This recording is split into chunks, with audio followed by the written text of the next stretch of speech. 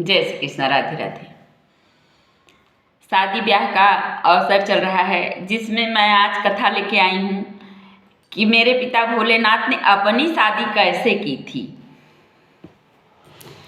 आज शिव पुराण से कथा मैंने लिया है। अगर मेरी कथा अच्छी लगे तो कमेंट करके ज़रूर बताइएगा, और अगर कोई कमी और गलती त्रुटि हो जाए तो उसको क्षमा भी करिएगा।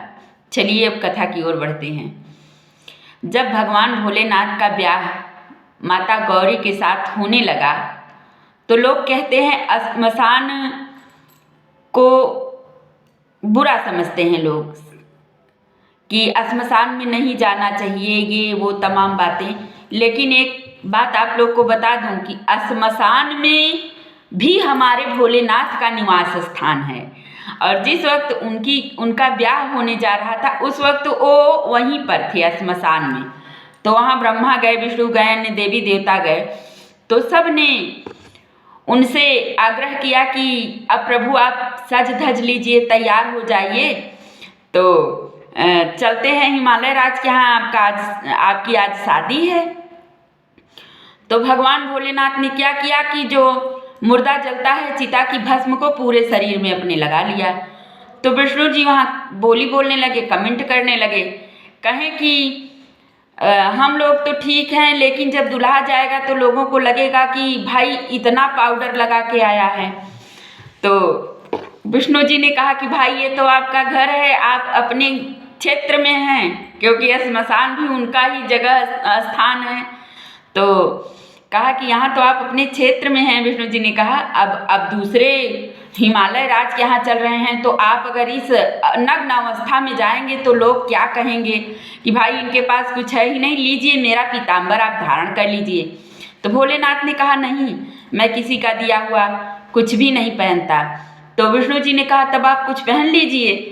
तो वो क्या किए कि जिस मृगछाला पे वो बैठते थे उसी को उन्होंने लपेट लिया। मृगछाला टाइट, अब वो बाघंबर इतना टाइट था कि वो बंधे कैसे। तो भगवान ने, विष्णु जी ने कहा कि ये लीजिए मेरी सोने की कमरबंद, इसको लगा लीजिए तो ये बंध जाए। तो उन्होंने कहा नहीं, मैं दूसरे की किसी की वस्तु को धारण नहीं करता, मैं अपना कुछ व्यवस्था करता हूँ। तो एक गले से सांप निकाला और सांप निकाल करके अपनी कमर में कस के बांध लिया। कहा कि वैसे ही बंधे रहना तुम। अब सब देवता और ब्रह्मा विष्णु परेशान कि भाई अब चलिए हिमालय के यहाँ चलते हैं। तो उन्होंने कहा कि अभी मेरा मुहूर्त नहीं आया है, अभी शुभ मुहूर्त आ जाए तब मैं चलूँ। तो विष्णु जी ने कहा कि भाई कब मुहूर्त आएगा। अब सब लोग परेशान हो गए, शाम हो गई, 7-8 बज गया और वो कह रहे हैं अभी मेरा मुहूर्त नहीं आया। तो विष्णु जी ने कहा ब्रह्मा जी से कि चलिए हम लोग चलते हैं, नहीं हिमालय राज सोचेंगे कि भाई अभी दुल्हा वर पक्ष की तरफ से कोई बाराती हमारे यहाँ आए नहीं, क्या बात हो गई। तो चलिए हम लोग चलते हैं, जब इनका शुभ समय आएगा तो अपनाएंगे। तो अब वो सारे देवता तो हिमालय के यहाँ पहले ही पहुँच गए, लेकिन जो चींटी मटे और सांप गोजर बिच्छू भूत प्रेत बैताल जितने जानवर असुर सब अब भोलेनाथ का वेट कर रहे हैं कि ये जब चलेंगे तो अपने बारात में मुझे भी ले चलेंगे। सब इंतजार कर रहे हैं। तो जब श्मशान पर मुर्दा आया तो भगवान भोलेनाथ ने कहा शुभ समय आ गया है, चलो सब मेरे साथ। तो नंदी से कहा कि अपने देवगणों से कहा और नंदी से कहा कि नंदी मेरा तो कोई है नहीं, न तो मेरे भाई, न तो माँ, न बाप, कोई भी नहीं है, मैं तो अकेला हूँ। ऐसा करो तुम कि तुम आगे की तरफ से मेरी बारात देखो और मैं पीछे की तरफ से देखता हूँ। तो भगवान उल्टी पीठी सवार हो गए। भगवान नंदी का मुख जिधर था, भगवान भोलेनाथ का मुख दूसरी उनकी पूंछ की तरफ था। अब दोनों लोग बारात देख रहे हैं, और जब उनके कमर में जो नाग बंधा हुआ था, अब उधर से जब बारात चलने लगी, जब सारे भूत प्रेत नाचने लगे तो वहाँ बीन बजाने वाला भी था, बीन बजाने लगा। जब बीन बजाने लगा तो क्या किया कि वो जो नाग उन्होंने लपेटा हुआ था वो नाग लगा नाचने। जब नाग नाचने लगा तो उनका बाघंबर खुल गया, तो फिर उन्होंने बांधा।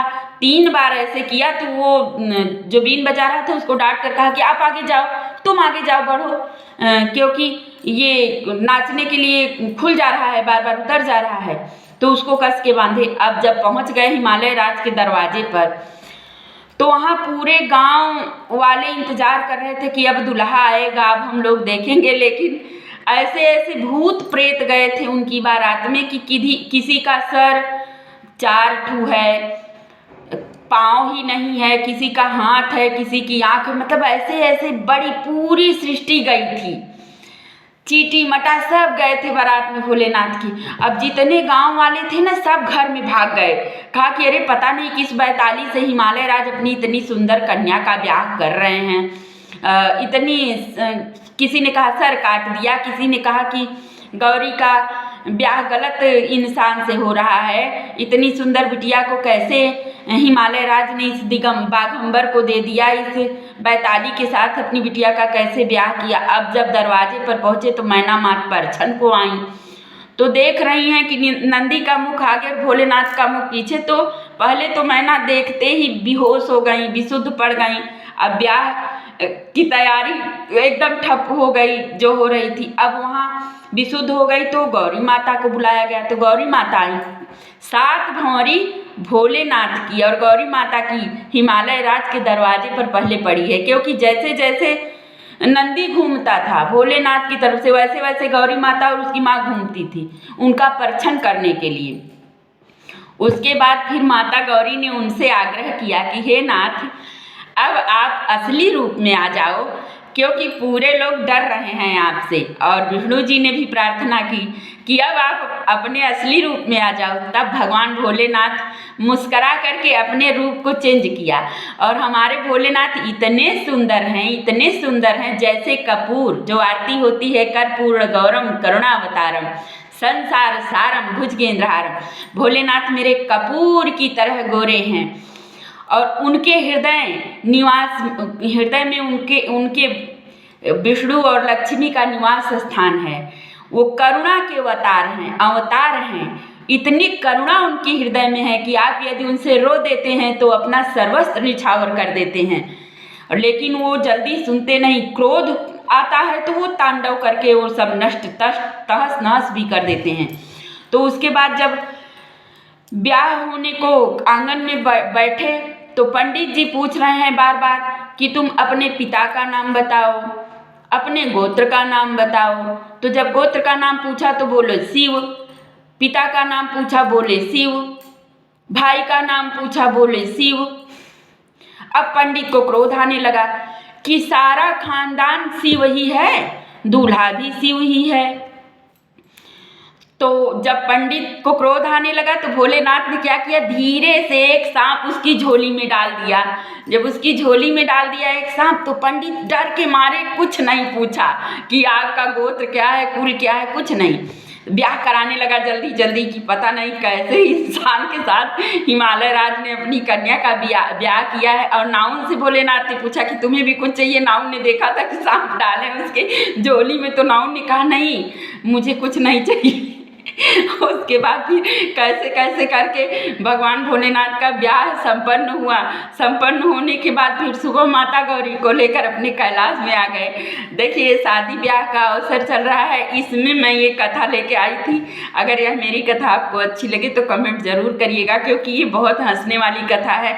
मैं खुद सोचती हूँ जब इनके बारे में कि इन्होंने अपनी शादी कैसे की थी तो मैं अपने आगे ही हंसती हूँ और बड़ा अच्छा लगता है, क्योंकि भगवान के बारे में सोचना, उनको अपने काल्पनिक जीवन में उतारना है बहुत बड़ी बात है। लोग तो अपने रोज़मर्रा की ज़िंदगी से फुर्सत ही नहीं पाते, लेकिन यदि अगर भगवान के लिए थोड़ा बहुत टाइम मिल जाए और उनके बारे में सोच लिया जाए तो बहुत जीवन आनंदित रहता है। इसलिए अभी ये मेरी कथा समाप्त हुई। अगर ये मेरी कथा अच्छी लगे तो कमेंट करके ज़रूर बताइए। जय श्री कृष्णा, राधे राधे।